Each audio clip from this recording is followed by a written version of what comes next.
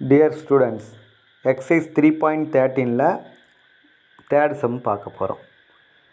அதாவது if the roots of a minus b into x square plus b minus c into x plus c minus a is equal to 0 are real and equal, then prove that b, a, c are in arithmetic progression. கொஷினில் அவங்க என்ன கொடுத்துருக்காங்கன்னா, அவங்க கொடுத்துக்கிற இந்த quadratic ஈக்குவேஷனுடைய roots வந்து real and ஈக்குவல்னு சொல்லிட்டாங்க. அப்படின்னா இந்த பிஏசி இது மூணு வந்து அரித்மேட்டிக் ப்ராக்ரெஷனாக இருக்குன்றத நம்ம ப்ரூவ் பண்ணி காமிக்கணும். புரியுதுங்களா? அவங்க கொடுத்துருக்கிற குவாட்ராட்டிக் ஈக்குவேஷனுடைய ரூட்ஸ் வந்து ரியல் அண்ட் ஈக்குவல். அப்படின்னா இந்த ஏவும் பியும் சி பிஏசி இது மூணுமே வந்து அரித்மெட்டிக் ப்ராக்ரெஷனாக இருக்குது அப்படின்றத நம்ம ப்ரூவ் பண்ணி காமிக்கணும். ஓகே, சொல்யூஷன் கிவனில் என்ன பண்ணியிருக்காங்க, அந்த கொடுத்துக்கிற ஈக்குவேஷனை அப்படியே எடுத்து எழுதிட்டோம்.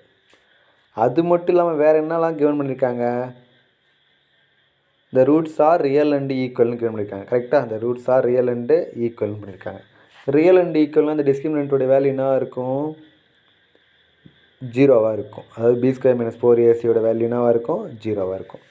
இப்போது அந்த கொடுத்துக்கிற அந்த குவாட்ராட்டிக் ஈக்குவேஷன்லேருந்து ஏவோட வேல்யூ, பியோட வேல்யூ, சியோட வேல்யூ கண்டுபிடிக்கலாமா? இப்போ ஏவோட வேல்யூன்றது எக்ஸ் ஸ்கொயரோட கோஎஃபிஷியன்ட், அதுதான் ஏவோட வேல்யூ. பியோட வேல்யூன்றது எக்ஸோட கோஎஃபிஷியன்ட், அதுதான் பியோட வேல்யூ.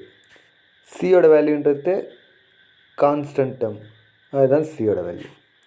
இந்த மூணு வேல்யூவையும் எடுத்துன்னு போயிட்டு நம்ம என்ன பண்ண போகிறோம் அப்படின்னா, இந்த டிஸ்கிரிமினன்ட் ஃபார்முலா இருக்கு இல்லையா, இதெல்லாம் அப்ளை பண்ண போகிறோம். அப்ளை பண்ணிங்கன்னா என்ன கிடைக்கும், இப்படி ஒரு ஈக்குவேஷன் கிடைக்கும். B minus c whole square minus 4 into a minus b c minus a is equal to 0 கிடைக்கும்.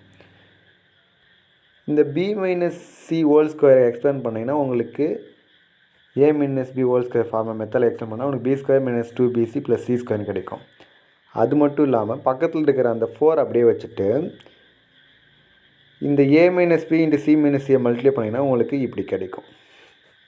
அந்த 4 மட்டும் அப்படியே இங்கே இருக்குது, இஸ் ஈக்குவல் டு 0 போட்டாச்சு. அடுத்த ஸ்டெப்பில் நான் என்ன பண்ணுறேன், அந்த -4 ஃபுல்லாக உள்ளே மல்டிப்ளை பண்ணியாச்சு. மல்டிப்ளை பண்ணினா எனக்கு எப்படி கிடைக்கும் அப்படின்னா இப்படி கிடைக்கும். இந்த ஃபஸ்ட்டில் இருக்கிற அந்த பிங்க் கலர் பாக்ஸில் இருக்கிறத நான் அப்படியே எழுதியாச்சு. லாஸ்ட்டாக ஈக்குவல் 0 போட்டாச்சு. ஓகேவா? அடுத்த ஸ்டெப்பில் நான் என்ன பண்ண போகிறேன் அப்படின்னா, இந்த பி ஸ்கொயர் அப்படியே எழுதியாச்சு.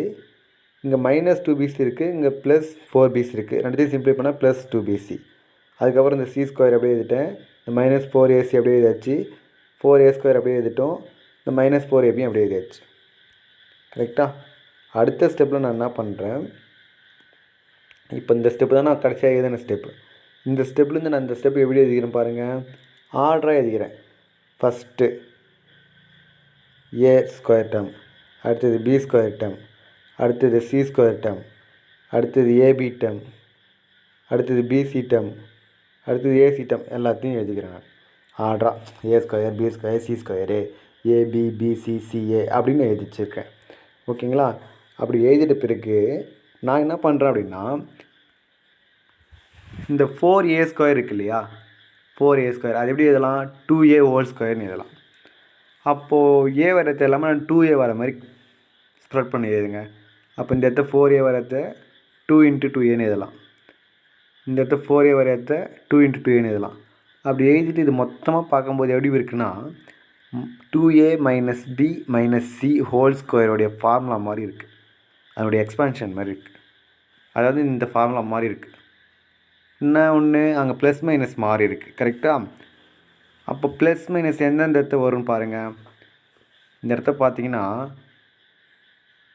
இங்கேயும் தான் மைனஸ் வருது. அப்போ அந்த ரெண்டு இடத்துக்கும் காமனாக என்ன லெட்ரு வருது, ஏன்றது வருது. அப்போ ஏக்கு மைனஸ் போடலாம். அப்படி இல்லைனா பியும் சிக்கும் மைனஸ் போடலாம். ஏன்னா மைனஸ் இன்ட்டு மைனஸ் ப்ளஸ் ஆகிடும்ல. அப்போ பியும் சியும் வரத்தை மைனஸ் போட்டாலும் கரெக்டு, ஏ வரத்தை மட்டும் மைனஸ் போட்டாலும் கரெக்டு. நான் என்ன பண்ண போகிறேன், பியும் சியும் மைனஸ் ஆகிற மாதிரி போட்டு இந்த ஃபார்முலாவை நான் எழுதி வச்சுருக்கேன். ஓகேவா? அப்போ 2a - b - c whole square is equal to 0ன்னு எழுதியிருக்கேன். அதாவது இப்படி எழுதியிருக்கிறேன். இப்போ நான் போத் சைட் ஸ்கொயர் ரூட் எடுக்கும்போது அந்த ஸ்கொயர் கேன்சல் ஆகிட்டு 2a minus B minus C மட்டும் கிடைக்கும். நான் 2aவை மட்டும் வச்சுட்டு இந்த மைனஸ் பியும் மைனஸ் சி ஆப்போசிட் சைடு கட்டணும்னா 2a equal to B plus சின்னு கிடைக்கும்.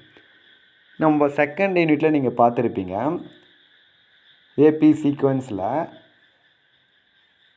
இப்போ ஏபிசி வந்து ஒரு ஏபியாக இருக்குது அப்படின்னா 2b equal to a plus சின்னு பார்த்துருப்போம்.